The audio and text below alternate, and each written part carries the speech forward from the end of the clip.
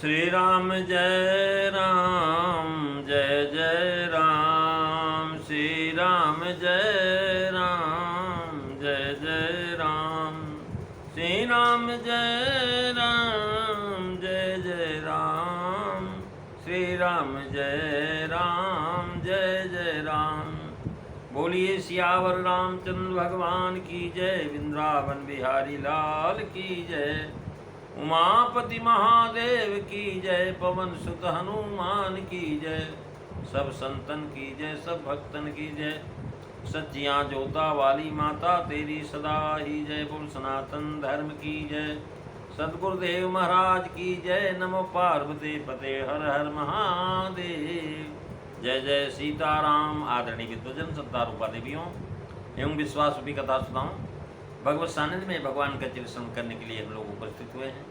आइए थोड़ी देर भगवान के चरणों में ध्यान लगाते हुए भगवान की कुछ लीला चित्रों का स्मरण करें। पिछली चर्चा में आप पार्वती जी के महाराज कथा प्रसंग पूछने के बाद भगवान शिव बहुत प्रसन्न होते हैं।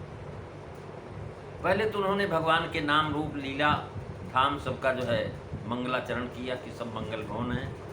भगवान का नाम भी मंगल भवन है, उनका रूप भी, उनका लीला भी, उनका धाम भी। ये सब जो है चर्चा आप कल की कथा में सुन रहे थे। और उसके बाद महाराज भगवान श्री राम को प्रणाम किया भगवान शिव ने, और प्रसन्न होकर के महाराज अमृतमयी भाषा का जो है गिरा का उच्चारण किया।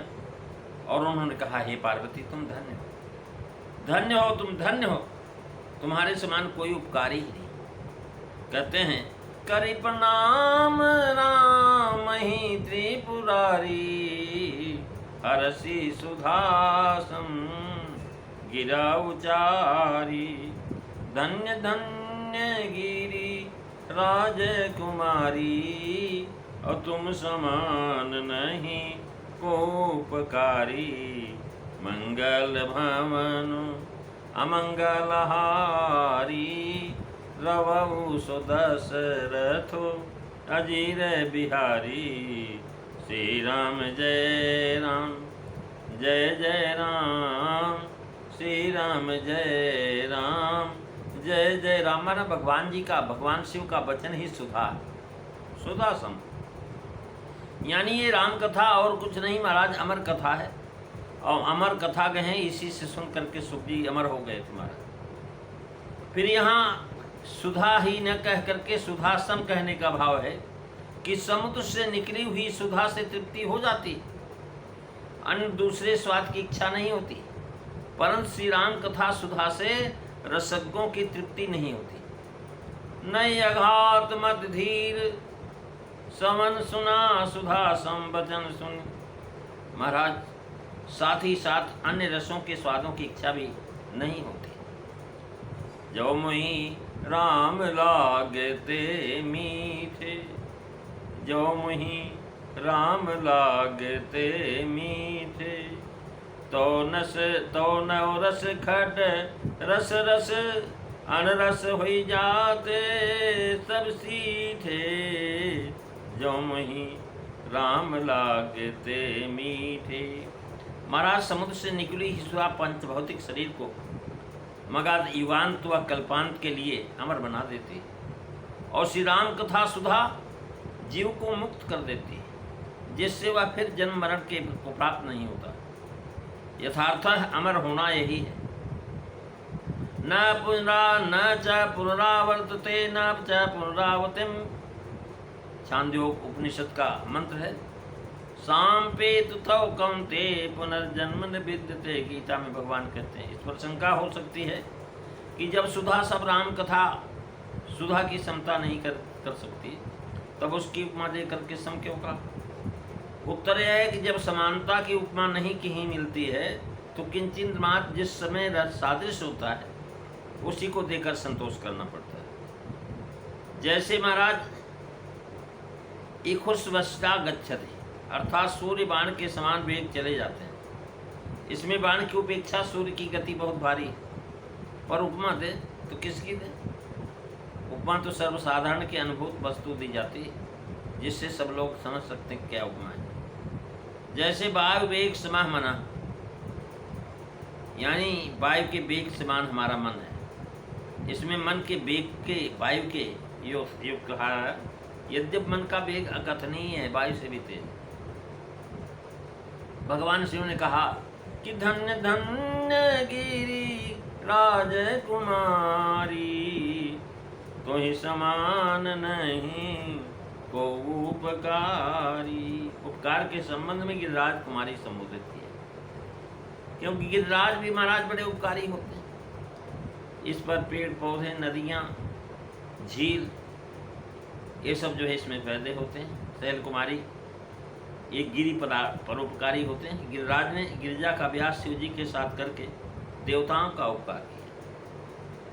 ये महाराज द्वितीय सम अलंकार गिरिराज की कन्या परोपकारिणी हुआ ही चाहे, इसमें महाराज देवताओं का उपकार किया। परंतु धन्य धन्य का भाव कि तुम धन्य हो गिरिराज, धन्य है कि जिसने तुम्हारी जैसी कन्या को प्रकट किया। महाराज पार्वती जी सोचती तो हमने तो कोई अभी तक वो किया ही नहीं, तो फिर कैसे हो गए, हमने क्या उपकार किया। भगवान शिव कह रहे हैं कि भाई तुम्हारे समान कोई उपकारी है नहीं। सबसे पहले तो मेरा उपकार हुआ कि मैं भगवान की कथा सुना रहा हूँ, और दूसरे परोपकारी धन्य हो जाता है। और यहाँ परहित, दूसरे के हित के लिए महाराज सबसे बड़े जो धर्म वही है, परहित सरिस धर्म नहीं भाई, पर पीड़ा सम नहीं अदमाई। और जो है इसलिए कह रहे हैं कि अष्टादश पुराणा नाम व्यासस्य वचनम दयम परोपकार पुण्याय पापाय परिपीडनम। धर्म और पुण्य पर्याय। अब कवन पुण्य महाराज श्रुत विदित शांता। गरुण जी की इस प्रश्न का उत्तर सुमरी जी ने दिया है, परम धर्म श्रुत विदित अहिंसा, यानी जो है सुक्ति पुण्यवान धन इत्यमरः। धन धन से आदर की विविधता है, यहाँ विविधता अलंकार है, धन धन है। अब पार्वती जी सोच रही हमने कोई तो महाराज उपकार किया ही नहीं, लेकिन भगवान शिव कह रहे हैं कि तुम्हारा तो ऐसा उपकार है कि मेरे प्रति हुआ कि मैं राम कथा सुनाऊंगा, और ये राम कथा सुनकर के सारे संसार का उपकार होगा। जैसे गंगा जी सबका कल्याण करती हैं, वैसे राम कथा भी करेगी। धन्य धन्य तो मति उद्गारी। महाराज प्रश्न सुहाई है, इससे धन्य धन्य कहा, यानी जो है धन्यास भक्तासि परमान सत्वम यज्ञात्मिक्षा तो राम तत्वम पुराण के नापिचितोत्यहम वक्तुम रहस्यम परमम निगूढ़ मूलम। अर्थात तुम श्री रघुनाथ जी की परम भक्ता हो, क्योंकि तुमने श्री राम तत्व के जानने की इच्छा प्रकट की है। महाराज इसलिए तुम भक्त हो भगवान की, अतएव तुम धन्य हो, प्रशंसनीय हो।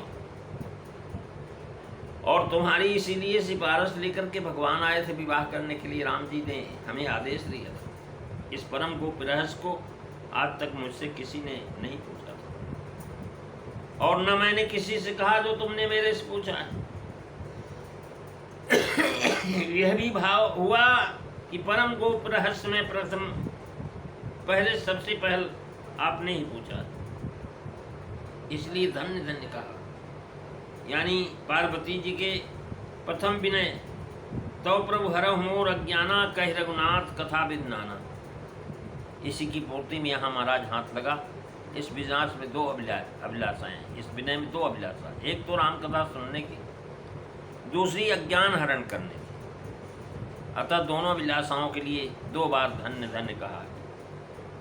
उपकारी क्या उपकार किया यह आगे कहते हैं, और सबको रामचंद्रार अनुरागी बनाने के लिए, जगत का कल्याण करने के लिए श्री राम कथा जो महाराज प्रकट हुई भगवान शिव के द्वारे, और जो है श्री पार्वती जी ने पूछा। इसलिए धन्यवाद की प्रार्थना है प्रेमी सज्जनों। अगली चर्चा आप अगले दिन सुनेंगे। आज बस इतना ही। बोलिए सियावर रामचंद्र भगवान की जय। श्री राम जय राम, जय जय राम। श्री राम जय राम, जय जय राम।